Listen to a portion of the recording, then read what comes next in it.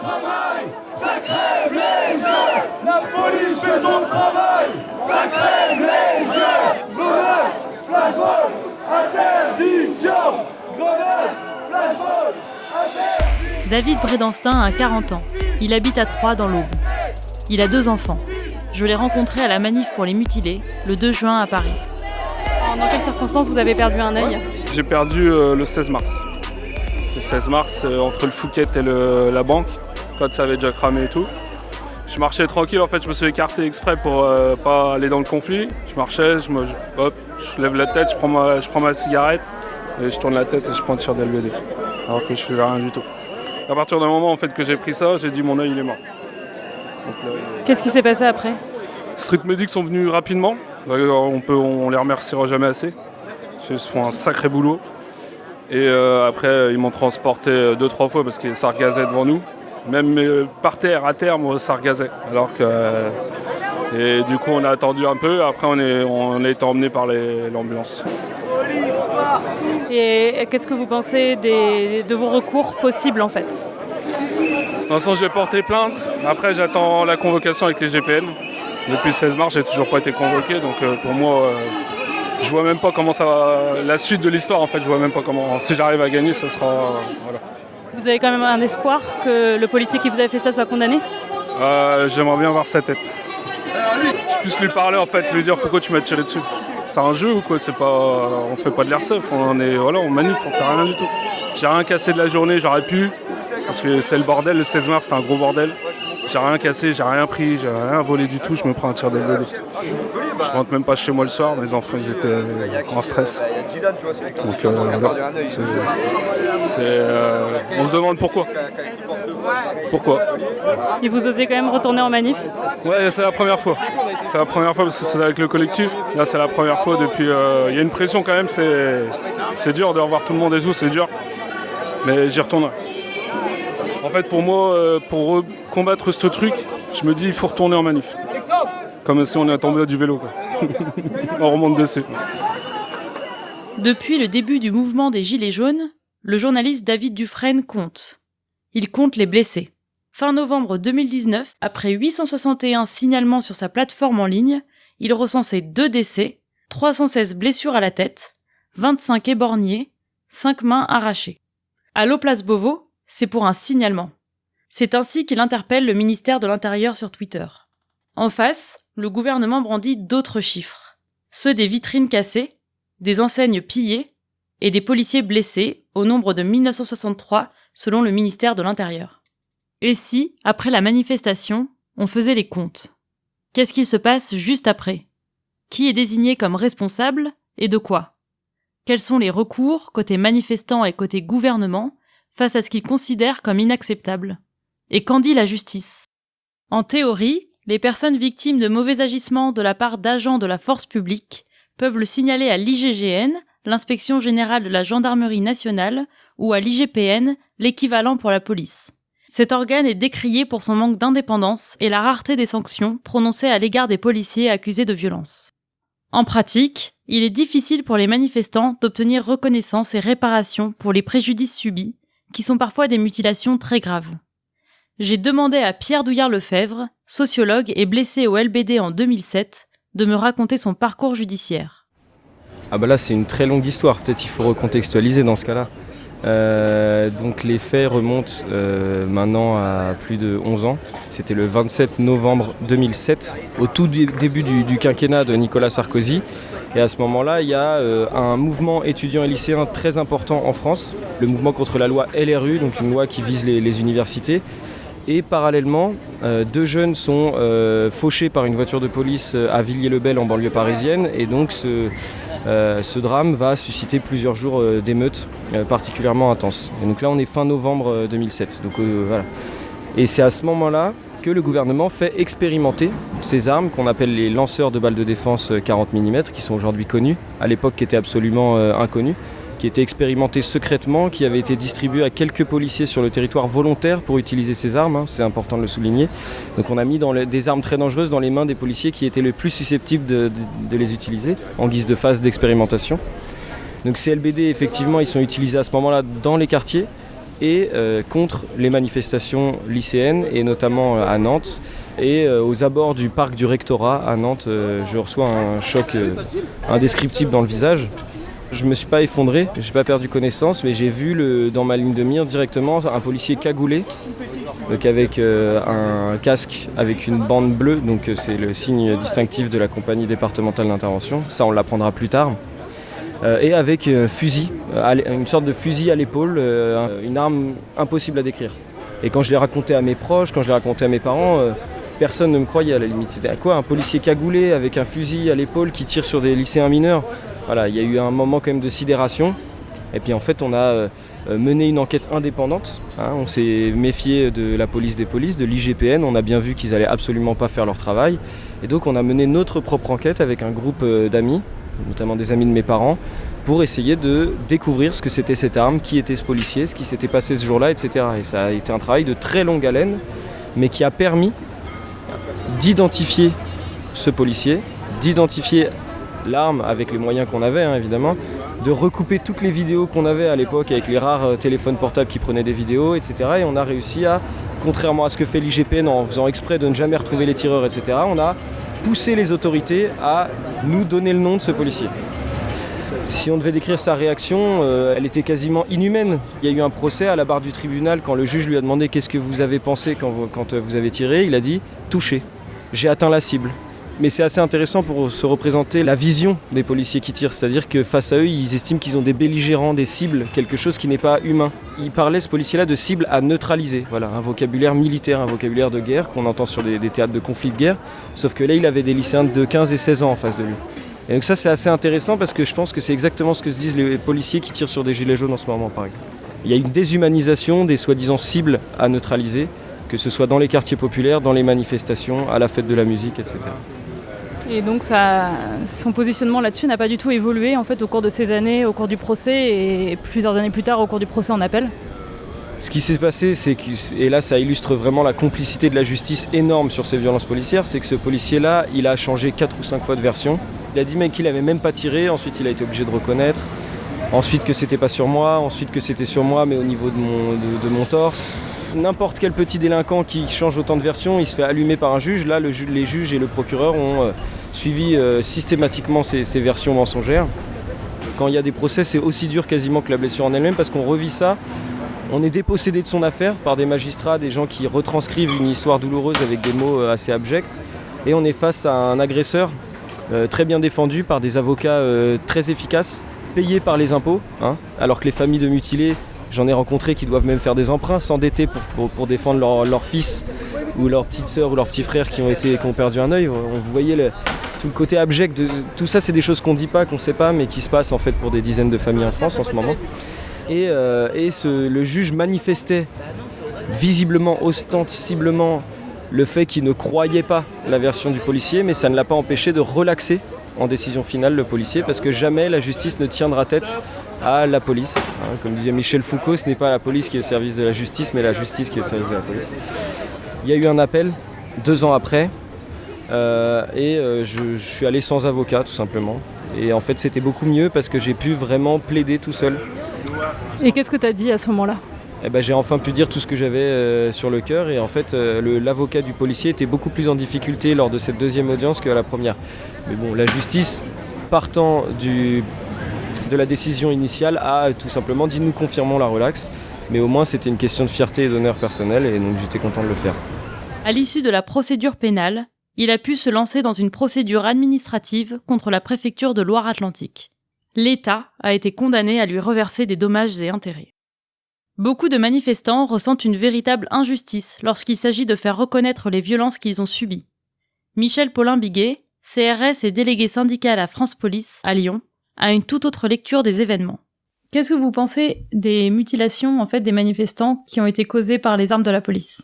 Je pourrais opposer aussi les mutilations que les policiers ont reçues de par le jet de projectiles. On a aussi des collègues qui ont perdu des yeux, qui ont perdu l'usage de leurs mains. J'ai eu des collègues donc on avait toutes ces choses-là.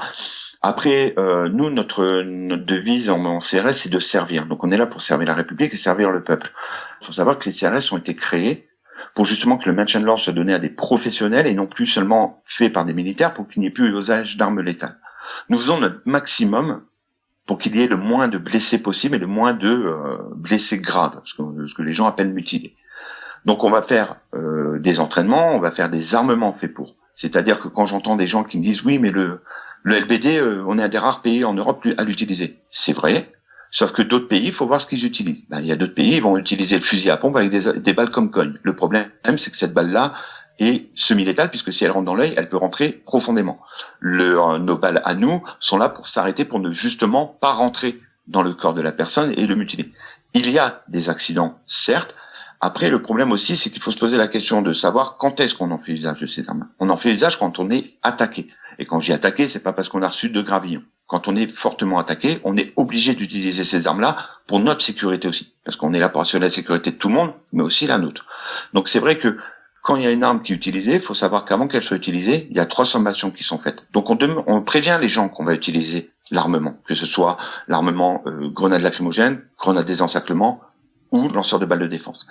Qu'il y ait des blessés, c'est désolant, mais faut pas oublier non plus à quel moment on utilise nos armes. On les utilise pour se défendre, pour se protéger. Et qu'est-ce que vous pensez du discours de l'exécutif sur la réponse policière en manifestation ? Elle est absente. C'est-à-dire que, mais ça a souvent été le cas, et pas que sur les manifestations, hein, mais on a toujours l'impression qu'en fait, de défendre un policier, c'est un peu une tare, donc on va attendre. Moi, j'ai quelques exemples. Vous prenez l'affaire Théo, mes collègues étaient déjà coupables, c'est-à-dire que la présomption d'innocence, elle n'existait pas. Vous prenez l'affaire de la BAC Nord de Marseille, tous mes collègues étaient soi-disant coupables de la BAC Nord de Marseille. Et puis au final, plus personne n'en parle. Pourquoi ? Parce qu'on est en train de chercher qui on va mettre pour coupable, parce qu'on ne sait pas quoi faire. Et les manifestations, c'est pareil.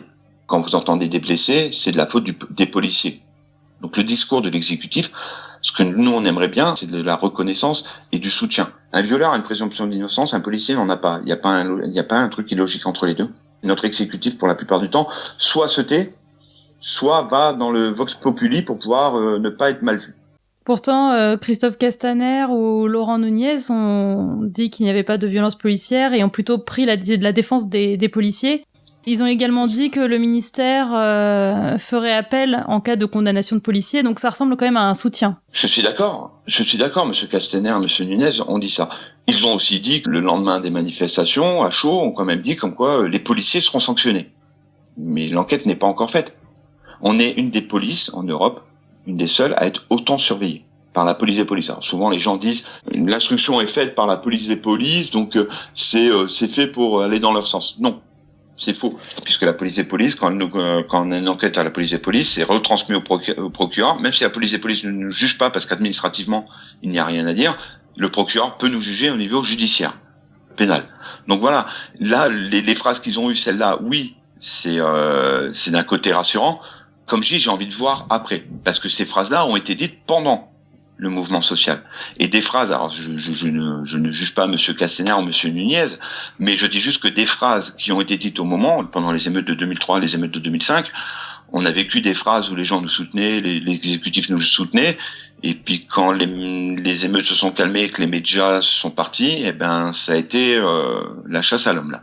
Les collègues, il y en a, ils ont pris sévère. Pourquoi ? Parce qu'il fallait calmer la paix, acheter la paix sociale. Donc on a chargé des collègues.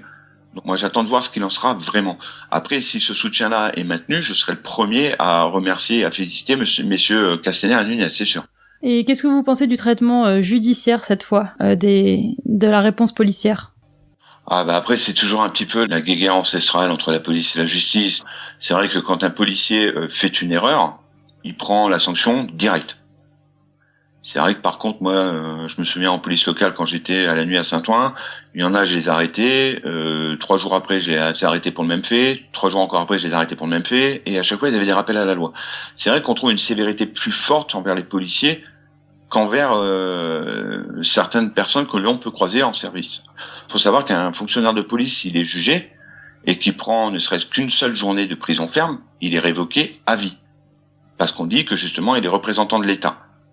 Si c'était pareil pour tout le monde, on dirait, ok, tout le monde est à la même enseigne, je suis d'accord. C'est pas pareil pour tout le monde. Et là, on trouve que ça peut être des fois un peu plus dur pour nous que pour d'autres personnes, que ce soit du citoyen lambda ou autre. Pourtant, Les condamnations de policiers pour violence en manifestation sont peu nombreuses. Un agent prendra rarement de la prison ferme. Le gendarme responsable de la mort de Rémi Fraisse, en 2014 à Sivins, a bénéficié d'un non-lieu. Le policier, qui a violemment frappé un lycéen en 2016 devant le lycée Bergson, à Paris, a pris 8 mois avec sursis.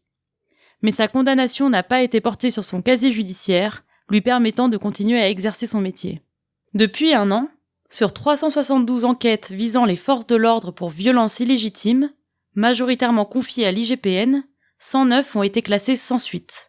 Souvent, on ne retrouve même pas l'auteur des blessures infligées à des manifestants, comme dans le cas d'un adolescent dont la mâchoire a été broyée par un tir de LBD alors qu'il sortait d'un magasin à Strasbourg le 12 janvier 2019. Seuls 3 policiers ont été renvoyés devant un tribunal correctionnel depuis le début du mouvement.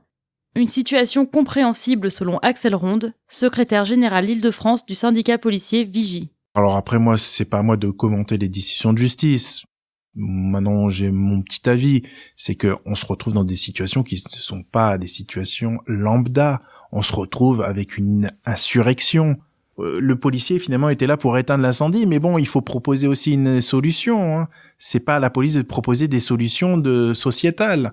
Nous, on est là pour, essayer de ramener l'ordre, mais bon, il y a eu des endroits pour ramener l'ordre, ça a été très très compliqué. Il y a quand même eu des blindés qui ont été déployés dans Paris, ce qu'on n'avait jamais vu depuis la Seconde Guerre mondiale. Donc on se retrouve avec une situation qui n'était pas normale. C'est pas quelque chose habituel. Donc forcément, la justice va forcément regarder. Oui, mais bon, les policiers ils sont intervenus. C'était pas aussi simple. Ils vont regarder ce qui s'est passé et forcément voir aussi quel travail ils ont fait en amont. Qu'est-ce qui s'est passé avant? On peut pas dire instantanément vous avez commis une erreur. Oui, mais bon, s'il s'est pris plein de coups de pavé pendant, je sais pas, 3 semaines, voilà, faut aussi voir le côté psychologique. Les policiers, malheureusement, payent un lourd tribut au niveau psychologique. Je rappelle qu'il y a 38 policiers là actuellement où l'émission a été faite, mais malheureusement quand elle sera diffusée, il y en aura certainement le double. Depuis le début de l'année, 38 fonctionnaires de police se sont suicidés. Donc c'est pas quelque chose. Vous voyez, on peut pas jouer en disant oui le policier il fait n'importe quoi. Non, il est aussi une sensibilité et une fragilité et il a besoin aussi d'être accompagné. Et ça c'est pas facile aussi à dire qu'un policier a besoin d'être accompagné, mais voilà. Et on a besoin d'être soutenu aussi. Malheureusement actuellement on l'est un peu moins. Mais je tenais à rassurer quand même vos auditeurs, parce que forcément, on s'imagine que c'est l'omerta avec complicité de la justice, de la police. Non, mais sachez que la justice n'est jamais très tendre avec des policiers quand ils commettent des écarts. Il suffit de regarder les peines qui sont prononcées pour certains policiers qui ont pu commettre des exactions, des vols, des trafics. En général, ils prennent le double de ce que prennent un simple citoyen. Côté manifestants, le bilan est un peu plus lourd. Au moment d'enregistrer ce podcast, on compte plus de 3000 condamnations de gilets jaunes, dont 1000 à de la prison ferme. J'ai voulu parler de la différence de traitement judiciaire entre manifestants et forces de l'ordre avec Raphaël Kempf, avocat au barreau de Paris. J'ai effectivement lu récemment le tract d'un syndicat de policiers dire que les policiers étaient déjà condamnés. C'est un slogan politique, mais tellement caricatural que ça n'a plus aucun sens. Pour quels faits vos clients sont-ils présentés devant les tribunaux ?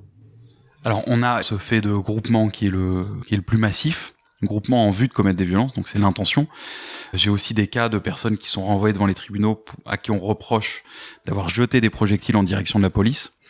Donc ça, ce sont des faits de violence, on a des faits de dégradation, on a ensuite tout un tas de délits annexes, du genre refus de donner son ADN ou de donner ses empreintes digitales, et pour lesquels on va avoir des personnes qui seront parfois condamnées seulement à ces délits-là, et pas à un délit principal, si je puis dire. Par exemple, s'agissant de la question des violences, il y a une vraie difficulté sur la caractérisation du délit de violence, dans le sens, selon moi, où la preuve est rarement, voire jamais, rapportée avec suffisamment de certitude que la personne a personnellement commis des violences. Vu qu'on se contente d'une simple fiche d'interpellation et du rapport extrêmement peu détaillé d'un policier, on n'a aucun élément de contexte, on n'a aucune vérification en fait des dires du policier par des éléments extérieurs objectifs. Et il suffit malheureusement que le policier écrive jet de projectile en direction d'un policier sans qu'on sache en direction de quel policier, ni si ce policier prétendument victime a été touché, ni même quel est son nom, ni comment il a vécu cela, ni comment la personne était habillée, etc., pour que la personne soit condamnée. L'exemple flagrant de l'affaire de la Pitié-Salpêtrière. On a une trentaine de personnes qui ont été placées en garde à vue pour avoir prétendument assailli un service de réanimation de l'hôpital. Ce dont on s'est rendu compte en allant voir les personnes placées en garde à vue dans ce dossier, c'est que l'enquête n'a pas été faite par la police sous le contrôle du procureur. L'enquête a été faite par la presse et les journalistes. C'est la presse et les journalistes qui ont réuni les éléments à décharge qui ont permis que ces personnes puissent être libérées à la fin. Et pourquoi ? Parce que les policiers sont aussi eux-mêmes, entre guillemets, victimes de cette logique du maintien de l'ordre et cette logique de massification des interpellations et des gardes à vue. Parce que quand ils ont à gérer des dizaines, des centaines de gardes à vue, avec les obligations procédurales légitimes que ça implique, les policiers ne peuvent pas faire dans le détail leur travail qui consiste à réunir des éléments à charge et à décharge. Mais on a ce cas-là, mais combien d'autres cas dans lesquels on n'a pas de contre-enquête qui est réalisée ? Alors, beaucoup de gilets jaunes passent en comparution immédiate à l'issue de leur garde à vue. Est-ce qu'on peut parler de justice expéditive ? Les comparutions immédiates sont évidemment une justice expéditive, dans le sens où ça va vite, où il faut prendre des décisions rapidement sur le fait d'être jugé ou pas le jour même, avec une pression considérable qui est liée au risque d'être placé en détention provisoire, avec un temps très court pour réunir des éléments, une enquête qui n'a été réalisée que pendant 48 heures. Donc oui, il y a quelque chose de tout à fait expéditif et qui pose une vraie difficulté. C'est en garde à vue que les personnes doivent décider si elles acceptent ou non la comparution immédiate. Un contexte tendu que Charlie, street medic que j'ai croisé lors d'un week-end anti-répression, m'a raconté. La garde à vue est faite pour faire craquer. La garde à vue, c'est un moment d'enquête de la part de la police qui amène à savoir ce que tu as fait comme connerie et si derrière tu vas être traduit en justice ou non. Tu peux être arrêté pour n'importe quel motif, mis en garde à vue pour un motif qui peut être différent de ton motif d'arrestation, et traduit en justice pour un troisième motif aussi différent, s'ils ont trouvé pendant ta garde à vue ce troisième motif qui leur convient. Moi, j'ai été arrêté pour violence sur agent des forces publiques, mis en garde à vue pour violence aggravée, et relâché parce que, en fait, rien du tout. La garde à vue était fausse, mais par contre, la pression était là quand même. Le but, c'était que je dise que j'avais fait une connerie, le but, c'était qu'ils aient leur coupable et que je sois leur coupable. Donc, ils vont retirer la notion du temps, ils vont empêcher d'accéder à des besoins primaires, boire, aller aux toilettes, même manger, c'est compliqué parce que la nourriture, elle est pas bonne, mais en plus, elle n'est pas forcément donnée dans les horaires dans lesquels elle devrait être donnée. Parce que s'ils la donnent dans les horaires, du coup, on a de nouveau une notion du temps. Ils vont empêcher de se reposer. Ils vont venir nous parler, nous voir pour pas grand-chose, juste pour être sûr qu'on ne dorme pas. Ou venir nous réveiller alors qu'on est en train de dormir pour faire une audience à 3h du matin. Et encore, moi, j'ai la chance d'être blanche et d'avoir une bonne tête. Ce qui fait qu'ils me parlent encore correctement. Mais sur le groupe avec lequel j'ai été arrêté, il y avait quelques jeunes racisés. La police s'est permis de vraiment mal leur parler. Il n'y a pas des insultes franches, mais on n'est pas loin, de manière menaçante. Et moi, je parle de ma garde à vue, et c'est une des plus gentilles. En ayant échangé avec différentes personnes, on a vu des gardes à vue avec des gens qui se font taper dessus, qui sont menottés à un banc, donc impossible d'être debout, impossible d'être allongé, impossible d'être réellement assis non plus parce que c'est un peu bas, que les menottes sont serrées et que le moindre mouvement fait mal. On subit de la répression en garde à vue de manière insidieuse et psychologique et aussi de manière directe. Et il y a des choses à faire quand on est en garde à vue. Il faut par exemple demander à un médecin. C'est important parce que ça ralentit les procédures. Donc sur les 24 heures qu'ils ont pour te faire craquer, ils sont obligés d'attendre que tu aies vu le médecin avant de pouvoir attaquer leurs enquêtes. Et puis, il faut faire passer le temps, il faut cramer le temps. Voir un médecin, ça permet de faire une sortie de sa cellule. Alors savoir que le médecin, c'est pas un allié, c'est un médecin flic. Mais ça reste une sortie de la cellule, ça reste un contact humain, ça reste... c'est pas forcément le meilleur humain, mais ça fait qu'on n'est pas seul à se parler et qu'on on ne devient pas dingue à rester seul, parce que encore pire que l'enfermement, c'est l'isolement dans lequel on se retrouve en garde à vue qui sont importants. Et t'avais une autre stratégie pour sortir de ta cellule plus souvent, c'était... Ça, c'est l'astuce quand on a ses règles, quand on est identifié meuf, c'est de dire qu'on a ses règles. Même si c'est pas vrai, on s'en fout. Ils iront pas vérifier. Et en fait, en faisant ça, en 5 heures, j'ai pu aller 2 fois aux toilettes. Alors que mon binôme qui a été embarqué en même temps que moi, lui, en 5 heures, n'a pas vu les toilettes. Alors qu'il a demandé à boire, qu'il a demandé à pouvoir aller aux toilettes. Ça n'a pas été possible. Petite astuce. Astuce. Selon Raphaël Kempf, les policiers n'ont pas la même expérience du système judiciaire. Les policiers bénéficient d'une vraie justice.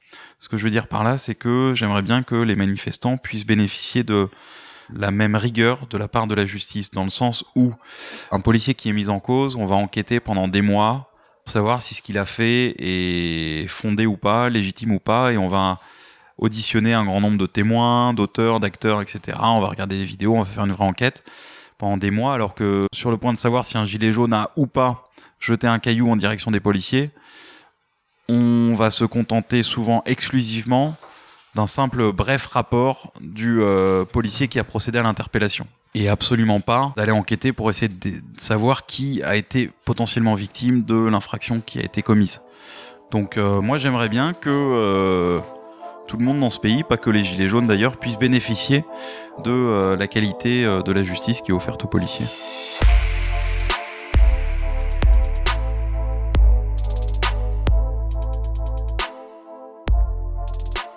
Vous venez d'écouter le 6e épisode du podcast Les Forces du Désordre, un documentaire de Samia Basile produit par Slate.fr.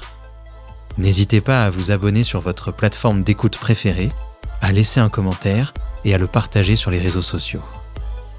Tous les épisodes sont à retrouver sur Slate.fr.